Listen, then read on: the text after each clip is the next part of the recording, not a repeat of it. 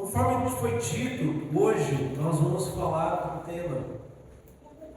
De uma forma, é um tema aparentemente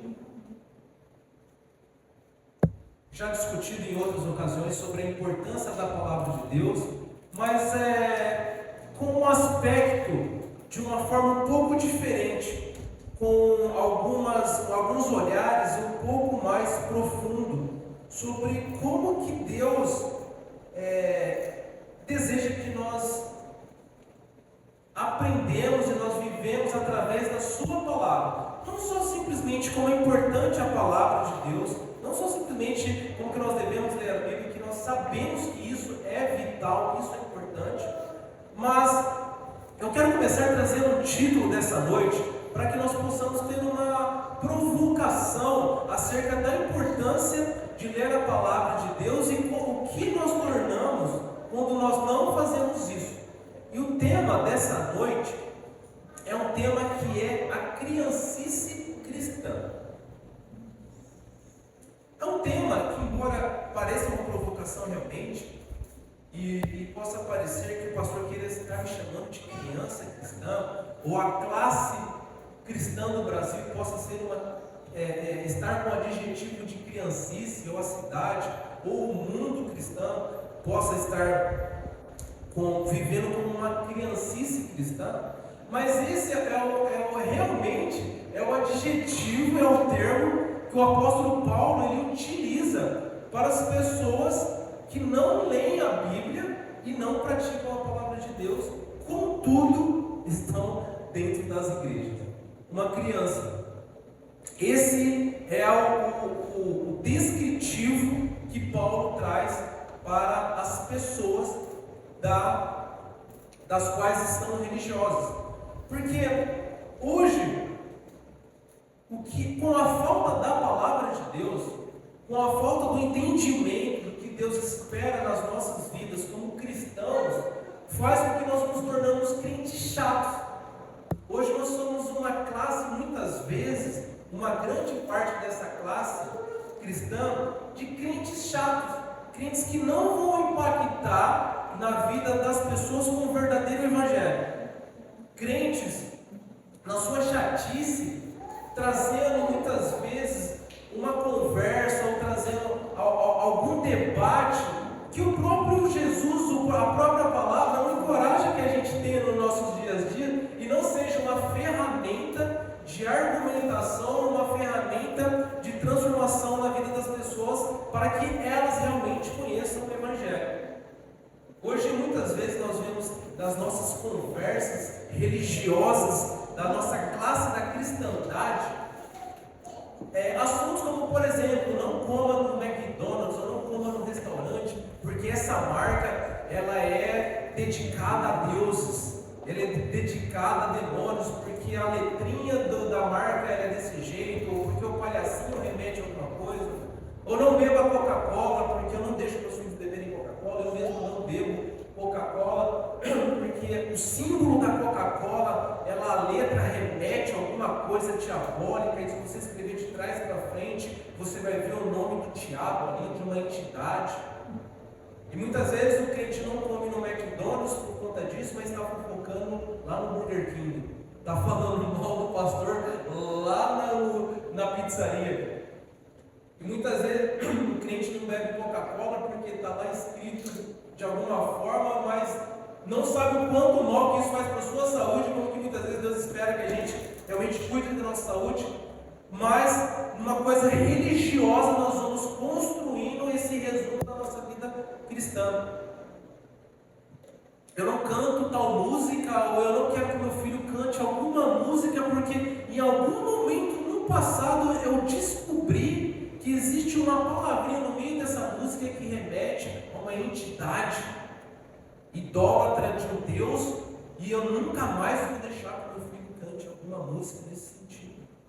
E aí nós resumimos, muitas vezes, a classe cristã como o 007 das informações escondidas que eu vou buscar e mostrar que eu sei e vou levar isso para as outras pessoas. E a gente gosta muitas vezes de jogar isso na mesa. A gente gosta muitas vezes de jogar isso no assunto, né, das nossas conversas religiosas, como é que eu sei tal coisa, e você não sabe, com o propósito de mostrar o quanto que eu sei, e você não sabe dessa informação. E nós nos tornamos embaixadores de cuidar dessas informações que estão escondidas por aí. Isso acaba resumindo o que eu sei e você não sabe, e é o resumo da maturidade da classe cristã do dia a dia. Quando o próprio apóstolo Paulo, ele diz algo um pouco diferente disso. Na verdade, o apóstolo Paulo, ele diz em 1 Coríntios capítulo 8, ele fala: você tem a sua liberdade, não é o que você come, é o que você deixa de comer que vai se tornar você aprovado diante de Deus. Ele trata esse assunto na carta de Coríntios, uma carta com um povo que estava em divisão, um povo que acreditava numa parte numa coisa, outra parte em outra coisa, e o apóstolo Paulo está na tentativa de reunir todo esse povo na graça de Deus.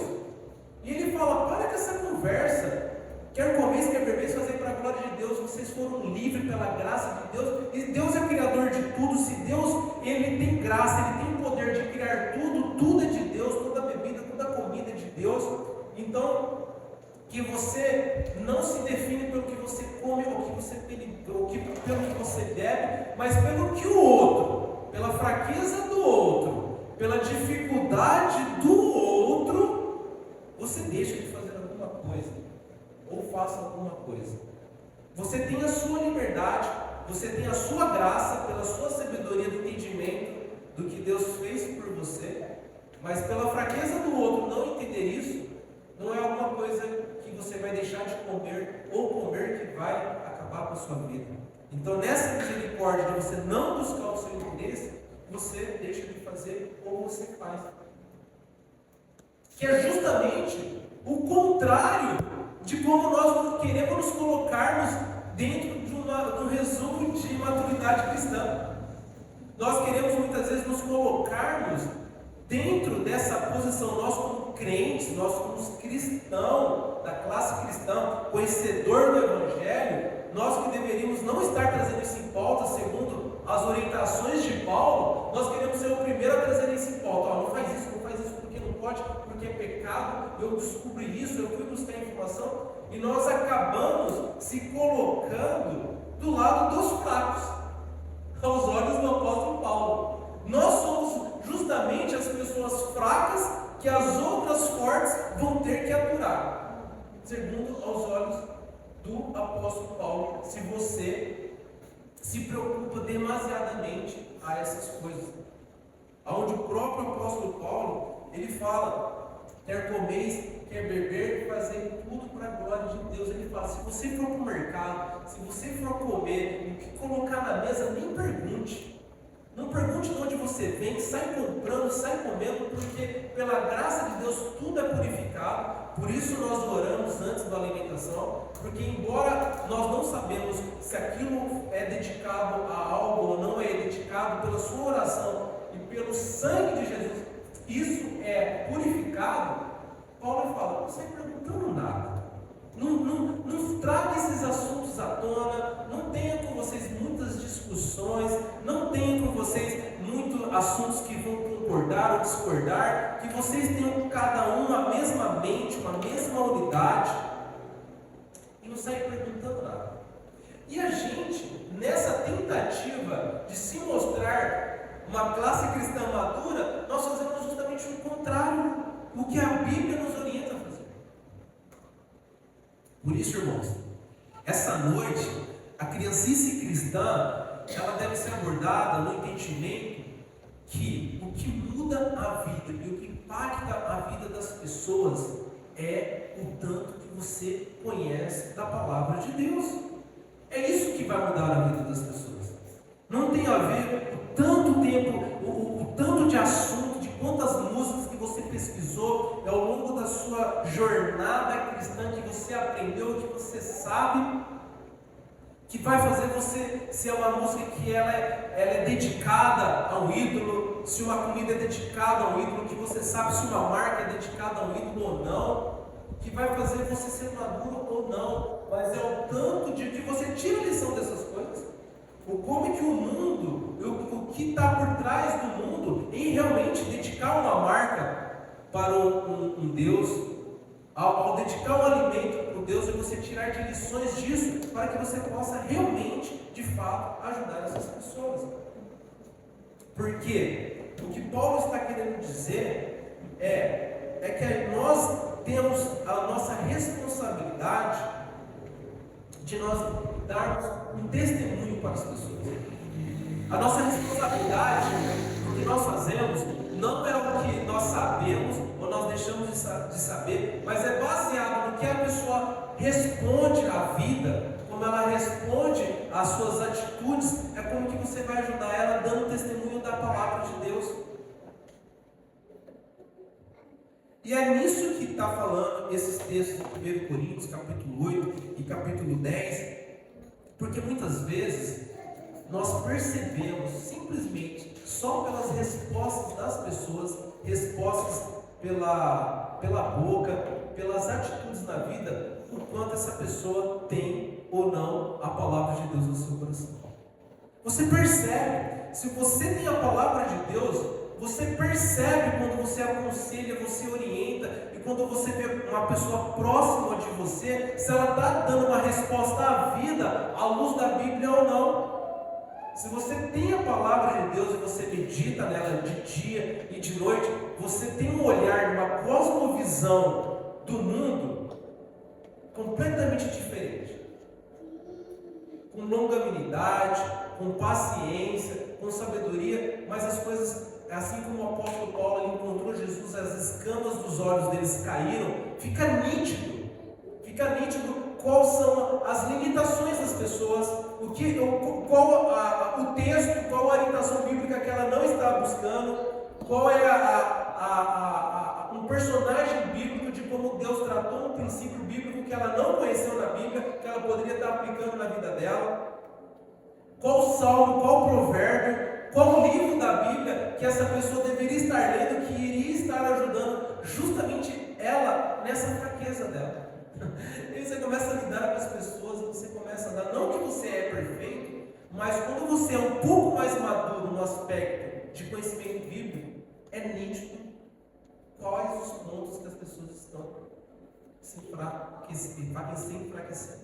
Por isso, que você que tem a Bíblia, perto de uma pessoa que está dentro da igreja, o que se diz cristão, mas não é a Bíblia, o seu nível de trabalho é muito maior. Não é pesado, não é uma carga pesada, mas um nível de trabalho maior. Se você é um marido casado com uma esposa, e os dois se intitulam cristão, e sua esposa não lê a Bíblia, o seu trabalho é mais difícil. O seu trabalho é maior.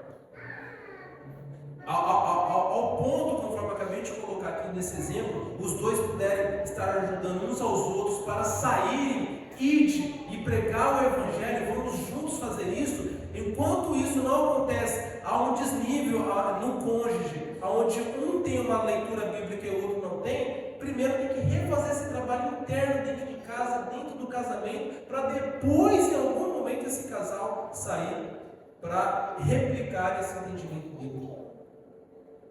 Se você tem uma família que você se dedica à leitura, mas toda a sua família não se dedica à leitura, mesmo se dizendo cristão, você vai ter um trabalho maior. Se você está numa igreja e você busca a palavra de Deus, você busca o estudo, busca o entendimento, busca aprender as lições, como Deus se comporta na vida dos personagens bíblicos e como isso pode ser um princípio a aplicar às nossas vidas, e você vê que o seu irmão não se importa, que isso não mexe com a pessoa, isso não traz alegria, a pessoa ela não se move segundo a motivação da palavra, saiba que o seu trabalho vai ser mais difícil dentro dessa igreja, dentro de alguma igreja. Porque o nosso trabalho é todo o tempo, o que nós aprendemos, nós acabamos testemunhando na vida das pessoas, para fazer com que elas cheguem no mesmo nível de todos estarem aprendendo a palavra de Deus e aplicando em suas vidas. E nós realmente se tornamos cristãos maduros, ao ponto de todos nós juntos, de uma forma madura, nós vamos e saímos para fazer o que interessa, que é replicar a palavra de Deus para quem ainda não conhece. E esse é o melhor cenário. O melhor cenário é você entender e ficar claro de que não conhece a palavra de Deus e que você tem que buscar essas pessoas. Fica um trabalho mais claro. Ao passo, muitas vezes, de pessoas que se intitulam cristão, se dizem maduros, mas muitas vezes não têm um relacionamento com a palavra. Que muitas vezes nós imaginamos que esse irmão tem esse relacionamento com a palavra, nós queremos que esse irmão não tenha, e quando nós vamos chegar para enxergar em todos um propósito, andarmos todos num caminho, nós vemos esses irmãos mais fracos, nós vemos esses familiares mais fracos, capengando, fracos, caindo, e nós temos que puxar eles para o caminho. Por isso, igreja, é importante que você levante a guarda, você levanta a sua guarda, você leia a palavra de Deus, você esteja atento em aprender de Deus, em buscar a palavra dia e de noite, aplicar esses princípios na sua vida, para que você vá bem, para que você seja feliz, mas, contudo, não deixando de olhar para o seu irmão do lado.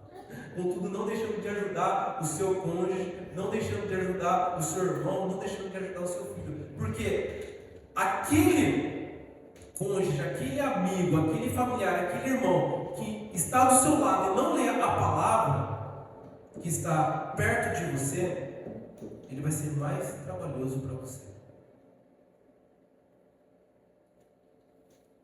E é talvez por isso que Deus ele fala como a igreja, como um corpo. Porque se a unha do dedinho dói, se encrava a unha do outro pé, se você chuta o cantinho do móvel e bate lá no dedinho, lá no cantinho do pé, dói todo o corpo. Eu acredito que talvez por isso que Deus ele fala, ele descreve a igreja como um corpo, porque se alguém não tem o entendimento da importância da leitura bíblica, isso impacta diretamente na sua vida. É como se fosse uma analogia de uma história bem assim. Uma pessoa que leu a palavra de Deus, uma pessoa que conheceu Deus através da leitura, ele entendeu que Deus é perfeito, que Ele é o Criador, Ele fez tudo, Ele faz tudo, e até hoje Ele sustenta tudo, e Ele conta essa história para alguém, e essa pessoa começa a ouvir que existe um Deus, que Ele criou tudo, Ele criou você, Ele criou essas pessoas, Ele criou tudo que você está vendo, tudo é sustentado por Ele. Existe um livro que foi escrito através de 66 livros diferentes, ao redor de 1500 anos, escrito por diversos autores em diversas áreas e lugares diferentes e épocas diferentes, e ele convence essa pessoa que existe um Deus, que existe um livro que foi escrito descrevendo esse Deus, que ele veio na terra, ele nasceu, ele morreu, e de uma forma inusitada, que nunca aconteceu antes, ele ressuscitou, e ele vive até hoje, e tudo é sustentado por ele, e tem toda essa história no livro. Aí essa pessoa, ele ouve essa história, ele começa a entender essa história, ele começa a ouvir essa história, e ele quer replicar essa história para alguém. Ele vai para um outro amigo, um outro parente, alguém próximo, e ele começa a contar essa mesma coisa. Cara, você sabia que tem um Deus que Ele criou tudo, Ele criou todas essas coisas, Ele é criador de tudo, de você e de mim, de tudo que você vê. E existe um livro que conta através de 66 livros escritos através de 1500 anos, através de vários autores espalhados por vários lugares do mundo, em épocas diferentes, e não há contradição nesse livro. Esse livro é perfeito, mesmo tendo tantos livros escritos em épocas diferentes, relatando os acontecimentos desse Deus em que Ele viria na terra, e as profecias deles foram cumpridas, e Ele veio, Ele realmente morreu e ressuscitou, e apareceu por mais de 40 dias, para mais de 500 pessoas, e foi provado arqueologicamente, historicamente, na Bíblia, que isso aconteceu, e Ele existe, e Ele reina, Ele cuida de tudo até hoje. Isso está escrito num livro que chama Bíblia. E eu quero falar isso para você. Convincente, né? Só que tem um porém. Aí essa pessoa fala assim: sério? Verdade? Cara, isso é maravilhoso. Isso é diferente. Isso realmente é poderoso. Você leu esse livro?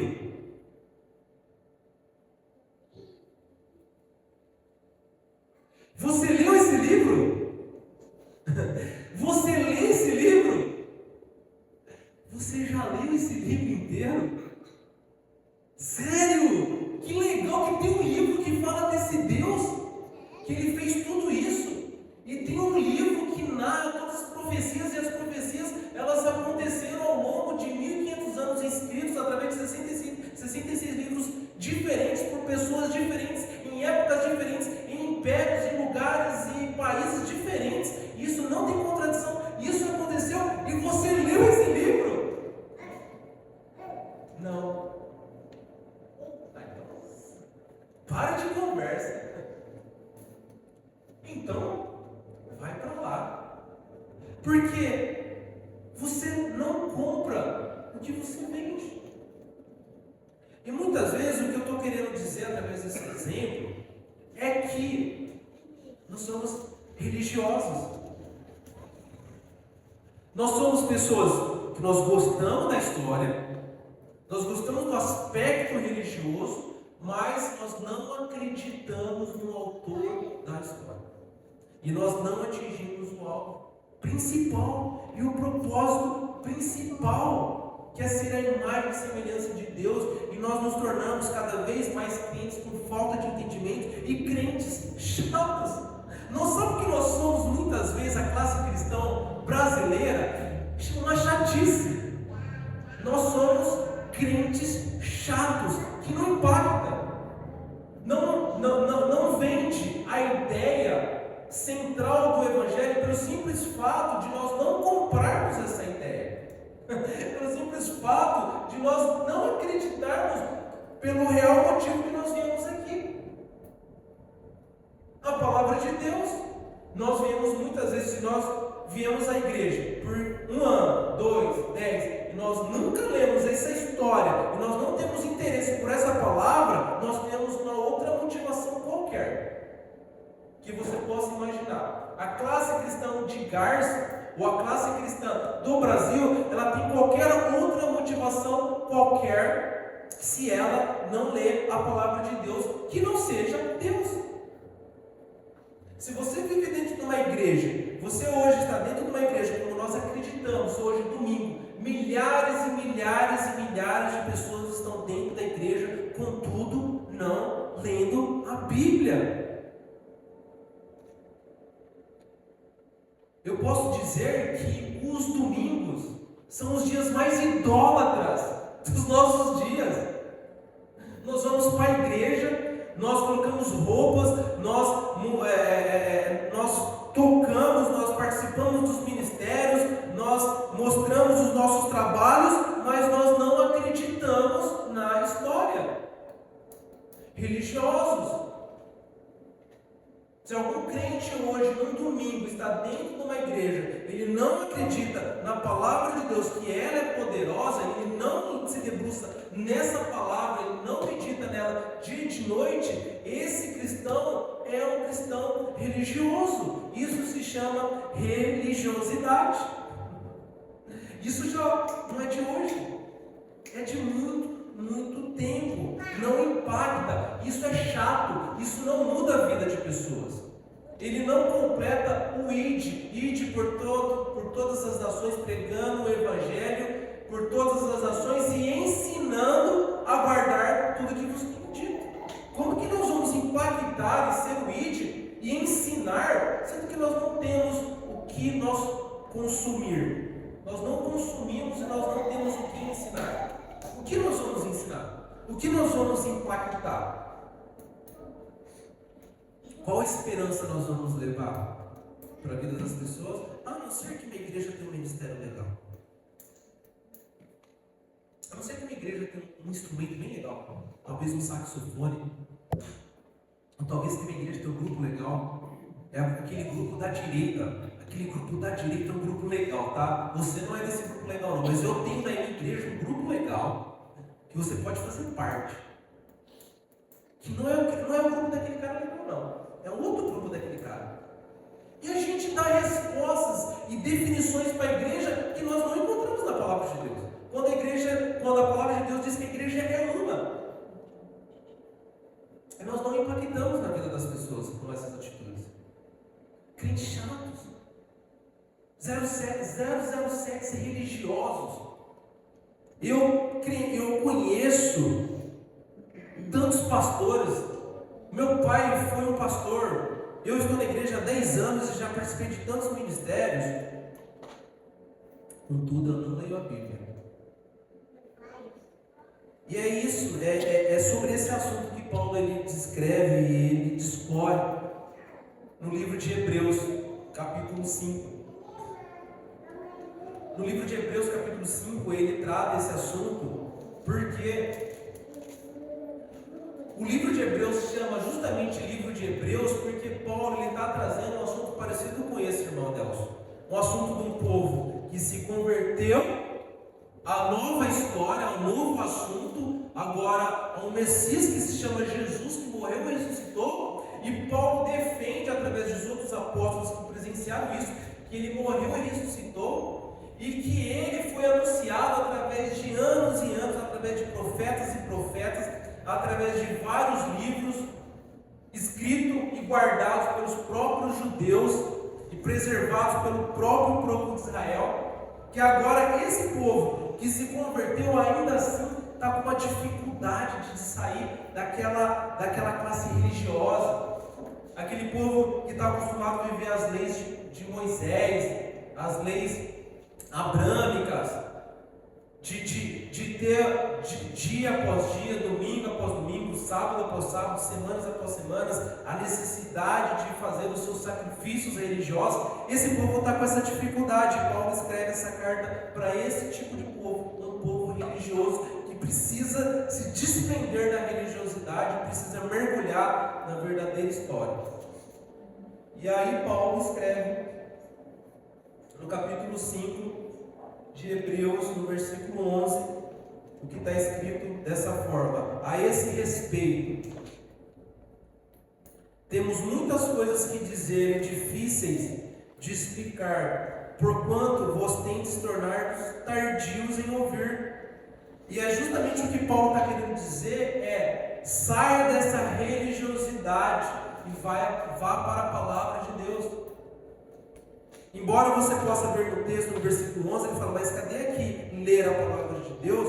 Mas quando ele diz que vocês têm se tornado tardios em ouvir, é justamente isso, porque naquele momento a palavra de Deus, a Bíblia, os livros da Bíblia estavam sendo escritos. E obviamente, antes da escrita, esses livros eles eram falados. O Evangelho, ele era dito. Por isso, quem crerão se não tem quem falar, se não ouvirão? Quem será enviado se não pregar o Evangelho? Porque naquele momento aos romanos, aos hebreus, o Evangelho estava sendo dito, e depois Paulo ele vem escrevendo isso.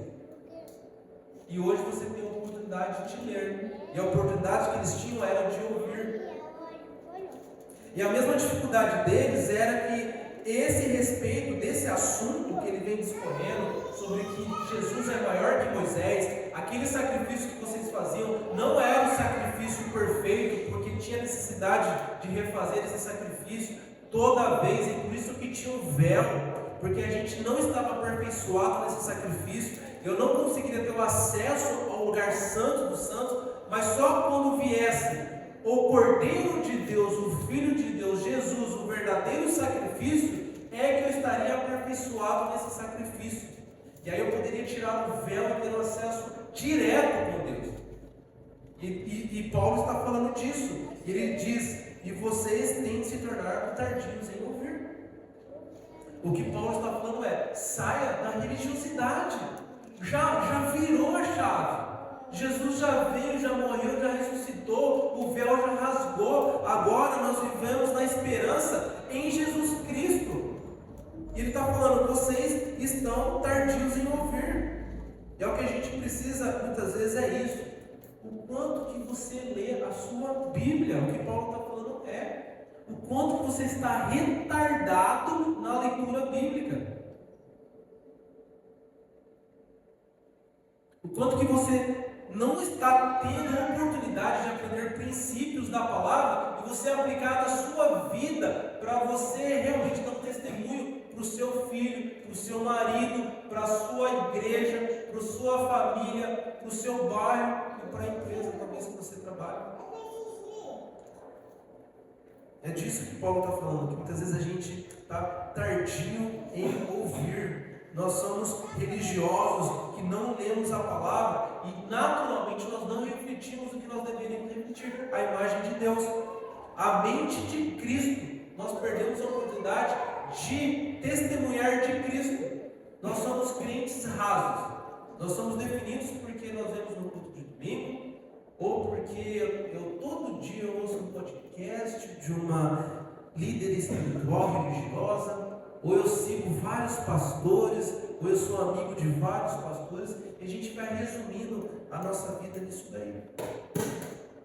Aonde o apóstolo Paulo ele diz: fui crucificado com Cristo, já não sou eu quem vivo, mas Cristo que vive em mim. Como que Cristo vai viver em nós, sendo que nós não alimentamos de Cristo, que é a palavra?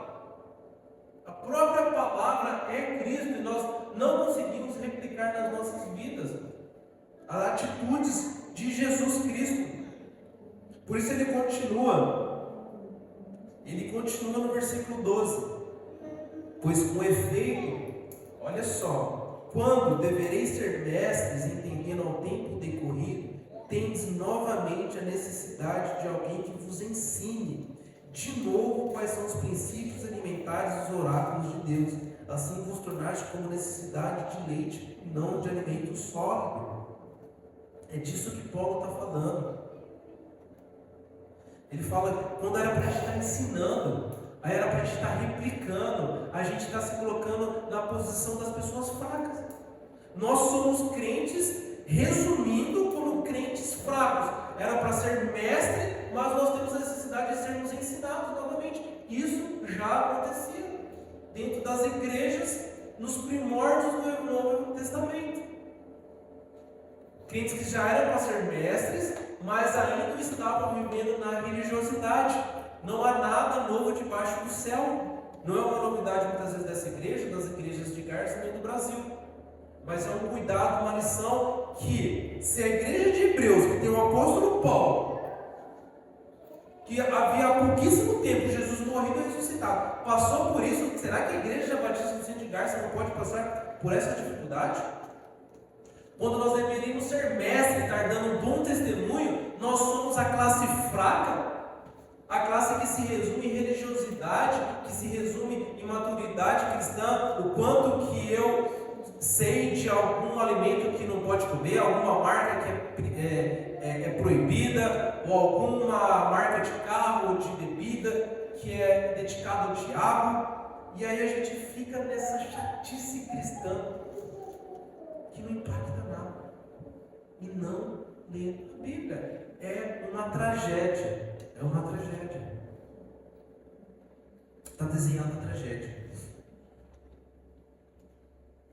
Porque é melhor a gente ter esse bate-papo franco do que nós passamos pano para a classe cristã brasileira e nós acharmos que está tudo certo, porque de algum modo talvez alguém possa se arrepender das nossas atitudes de não sermos mestres em entendimento da palavra de Deus, mas nós sermos crianças. Porque para quem está no mundo e para quem não quer, já está claro que essa pessoa precisa, mas muitas vezes nós temos pessoas dentro, escondidas na roupagem religiosa, dentro das igrejas do Brasil, que demora para perceber isso. Esse é um verdadeiro perigo, onde Paulo diz que essas pessoas são crianças. É o apóstolo Paulo que define isso através da inspiração de Deus. Ele fala no versículo 13: Ora,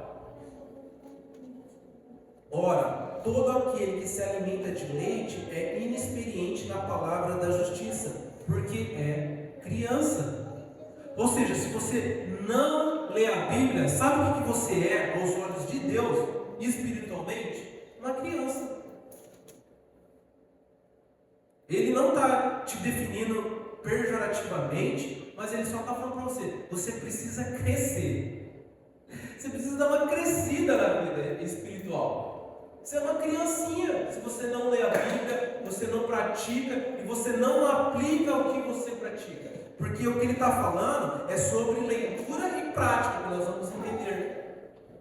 E se você não tem uma leitura e você não tenta praticar, tenta colocar isso em prática para melhorar e avançar em graça e conhecimento da pessoa do Senhor Jesus Cristo e aprimorar a sua imagem, a imagem e semelhança de Jesus, você ainda é uma criança espiritual. Você se alimenta de leite, você tem pequenas porções de ouvir quem Deus é. Lembra da história que eu contei? Aquele cara que ouviu alguma coisa, mas ele não tem um relacionamento. Ele ouviu uma pregação durante anos e anos de domingo. Mas ou eu ouço uma pregação de domingo, ouço um separo talvez de manhã, em vez em quando eu venho no culto de oração, em vez em quando eu faço a meditação, em vez em quando eu leio minha Bíblia, você vai pegando pequenos TT. O Lois pede para a Bíblia: mamãe, um TTzinho, pequenos TTzinhos da Bíblia, e aí vai ter uma subnutrição do seu espírito. Uma criancinha. Quem toma TT é criança. O adulto come alimento sólido, porque ele vai lá, trabalha, ele se empenha, ele desenvolve uma atividade, ele trabalha, ele vem e precisa se alimentar de novo e nutrir o seu corpo, e aí ele volta a trabalhar e desenvolve. Um cristão trabalha, ele frutifica. Ele é constante e abundante na obra do Senhor, por isso ele trabalha, ele é mestre, ele multiplica, ele compartilha, aí ele vem e se alimenta, aí ele vai e trabalha, multiplica, ele é ativo na obra, ele dá boas respostas à vida, ao Evangelho, ao testemunho, e ele volta e se alimenta. Isso é o que a Bíblia espera de um cristão que se alimenta, um cristão que avança, e que ele não é uma criança. Ele não se alimenta de vez em quando de TT. Ele tem alimento sólido. É uma leitura de qualidade, de entendimento. Ele se interessa pela palavra de Deus, a pregação, os cultos, o estudo. Isso é importante para ele, porque ele entende o quanto a Bíblia e a palavra é importante. É questão de visão. É questão de nós não sermos uma criança. O que uma criança é? Uma criança egoísta, me dá, é meu, eu quero. Egoísmo é eu, é centrado no eu. É uma criança que precisa de disciplina, é uma criança que precisa de crescer. É eu quero, falar mal do outro do amiguinho, briga por qualquer coisa. São pessoas mimadas, pessoas ciumentas, pessoas que enganam, não falam a verdade. O papai fala a verdade, filhinho. A criança, você não precisa ensinar essas coisas para ela. Ela mente. Você quer ver um cenário? Faz esse teste. Pega uma criança. A criança deve saber muito bem do que eu estou falando. Põe uma criança aqui, uma outra criança aqui. E aí você pega e faz esse teste. Pega um brinquedinho velho e põe na mão de uma delas. Terceira Guerra Mundial. Você não precisa ensinar o egoísmo para a criança. Você não precisa ensinar a rebeldia para a criança. Você não precisa ensinar o mimo para a criança. Ela já sabe se jogar, ela já sabe te manipular. Ela já sabe bater o pé, eu quero, e te manipula. Crianças espirituais dentro das igrejas. Aí Paulo fala: você tem que crescer, você tem que transpassar essa barreira de ser uma criança mimada, que quer do seu jeito, que quer manipular, que quer tomar, que quer dividir, que quer causar. Você tem que ser maduro. Paulo está falando isso. a maioria das brigas de casais, a maioria dos problemas nas vidas de famílias não são problemas. O problema é problema de financeiro, problema de saúde. Alguém está com uma saúde debilitada, uma doença, está com algum problema sério. Mas muitas vezes as brigas de casais dentro da igreja, se você for ver, é criancice. Porque meu marido não fez isso, é porque minha esposa é isso, é porque eu vi isso, porque eu vi uma publicação, é por ciúmes. A gente vê casais dentro da igreja, velhos de idade, mas crianças no comportamento, brigando por coisas assim que você fala, por Deus, não tem problema. É coisa de criança. Começa a reparar bem, você que é adulto e se alimenta do solo, você consegue falar. Ou quantos estão se alimentando totalmente na carne, totalmente criança? Eu, ciúmes, eu quero desse jeito, você não fez do jeito que eu queria. E aí você começa a entrar e esmiuçar o problema, você não acha, sabe onde você chega? Na carne. Já achei aqui o problema, era carne. Era carne. Aí sabe o que tem que fazer? Matar a carne. Através da palavra. Um casamento não vai para frente sem palavra, uma família não vai para frente sem palavra, uma vida não vai para frente sem a palavra, uma igreja não vai para frente sem a palavra de Deus. A palavra de Deus não muda. É a palavra de Deus, a palavra de Deus. Se você pegar João 1, capítulo 1, o que diz?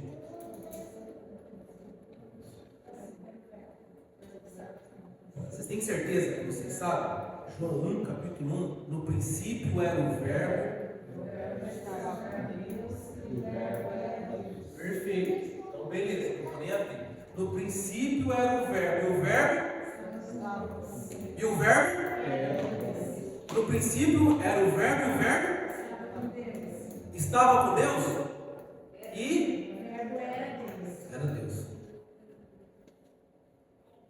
Eu nunca tinha lido esse texto com essa perspectiva até hoje, às 17 horas.